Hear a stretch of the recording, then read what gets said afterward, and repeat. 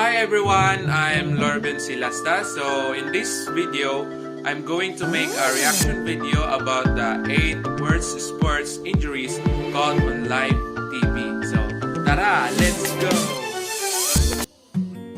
So, and now I'm going to start watch the video. So tara!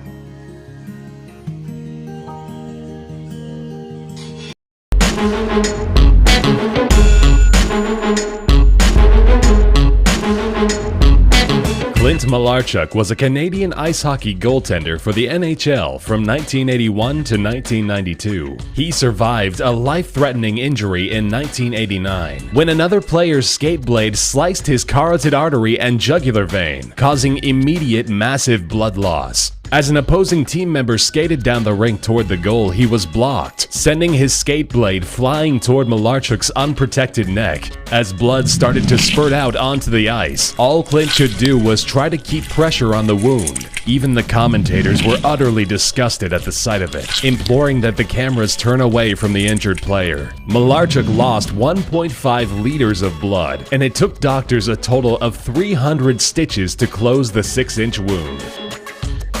In 1977, when Lakers power forward Kermit Washington punched Houston Rockets forward Rudy Tomjanovich, the game of basketball was never the same. Back in those days, being physical was just a part of the game. Roughing up an opposing player was often overlooked by refs. During the game, there was a scuffle between two players on opposing teams. Tomjanovich ran up right behind Washington, who turned around to deliver a nearly fatal right-hand punch to Tomjanovich's face. The hit knocked him to the floor, leaving him in a pool of blood. Rudy suffered a dislocated skull, with spinal fluid leaking into his mouth. Famous Laker Kareem Abdul-Jabbar said the hit sounded like a melon being dropped onto concrete. This event has been described as the punch that changed professional basketball, because since then, the NBA has established much stricter regulations in the fouling system. In 2013, University of Louisville basketball player Kevin Ware landed awkwardly after attempting to block a three-point shot. As he came down, his leg bent the wrong way and totally snapped. He suffered a compound fracture to his right leg, which left the bone protruding several inches out of his shin. Players on the bench all shuddered at the sight of the injury, while some others were unable to watch. While lying on the floor of the court, Ware repeatedly said, "I'm fine, just win the game." He was then carried off on a stretcher and taken to a nearby hospital. Miraculously, his team went on to win not only the quarterfinals but also the NCAA championship, where Kevin was allowed the honor of cutting the net from the hoop. Because of Anquan Boldin's determination and tenacity, he has been described as one of the toughest football players of all time. During the final seconds of a 2008 game against the New York Jets, Anquan went up to catch a pass from Cardinals quarterback Kurt Warner. As the ball firmly entered his grasp, he was hit from the back, propelling his head forward into an opponent's helmet. The impact knocked him out cold and left him with severe injuries to the face and chin. He had surgery for a fractured sinus membrane, which required 7 plates and 40 screws to fix. After missing only 2 games, Anquan returned to the field and shocked the stadium by catching 2 touchdown passes. Getting hit in the face with a baseball going an average of 100 miles per hour can be fatal. Former Red Sox pitcher Bryce Flory can attest to this firsthand. In September of 2000, Flory sustained multiple injuries after getting hit with a line drive straight to his face. He wasn't able to get his mitt up in time. As the baseball smashed into his cheekbone, he instantly fell to the ground writhing in pain, blood gushing from his cheek and right eye. When he sat up, he looked stunned as he spit blood from his mouth that was rushing in from his sinuses. Flory suffered a fractured cheekbone, fractured orbital socket, and a damaged retina. After facial reconstruction surgery, it only took a couple of months for him to regain full eyesight. Unfortunately, he was unable to perform at his previous ability and was cut from the team the following year. It was the hit that ended his professional career.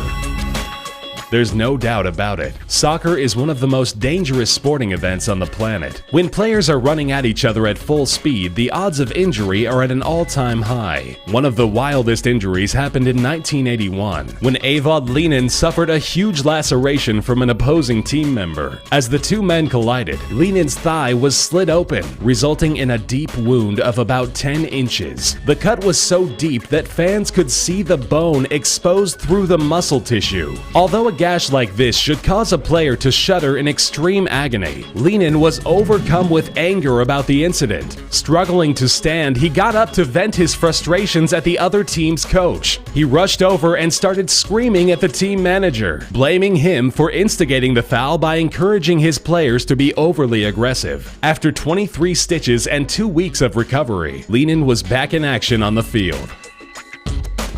The Ultimate Fighting Championship has been plagued with injuries. Knees, ribs, and noses have been broken more times than one can count. Just ask middleweight champion Anderson Silva. In the 2013 championship bout against Chris Weidman, Silva goes up for a kick so hard that he breaks his own fibula and tibia. Silva's foot wrapped around the back of Weidman's leg like a string of Play-Doh. His face radiated with pain as he clutched his leg. This ended the fight via TKO. Immediately after the fight, Silva had orthopedic surgery that inserted a metal rod inside his bone. A statement from the UFC described the surgery as successful. Despite public outcry for him to retire, he returned to the sport. Since then, he has tested positive for banned substances and is currently suspended from fighting in the organization.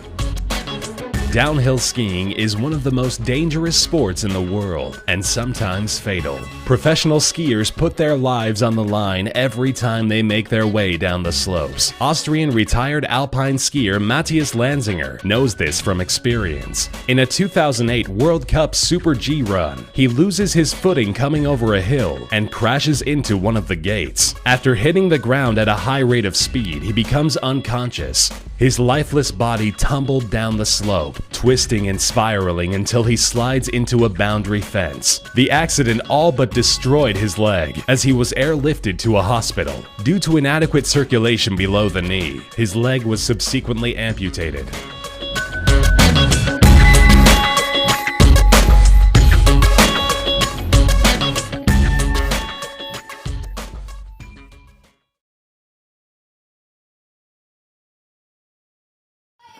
So my insight when I watched the video, I was going to vomit on those who were injured because they sustained so much more damage to their body that they almost killed, and if you don't get lucky, for sure it will kill you. For those people who get injuries, it is very scary and pitiful. People who were injured because it is very hurt, and if you really never want to see the video, you will really throw up with serious bodily injuries. Even the less serious injuries can deliver a quite painful reaction to some of the tougher guys alive. There are definitely plenty of painful injuries in football, basketball, surroundings, or you are in the game. From which to make a list of the most painful, this particular list is based on a personal experience, witnessing the player reactions and listening to athletes share their own opinions here and there. An important to note to consider is this is not a list of focusing on the most serious injuries imaginable, but rather the most painful ones. Sometimes pain and severity don't directly parallel one another, and sometimes they do. I also tried to include and consider the difference between immediate or initial pain, as the injury happens, and the lingering pain that follows. Sometimes the pain of injury worsens over the time, and sometimes an injury can be painful months or even years. So what I can say is be careful, and that's all. Thank you for watching.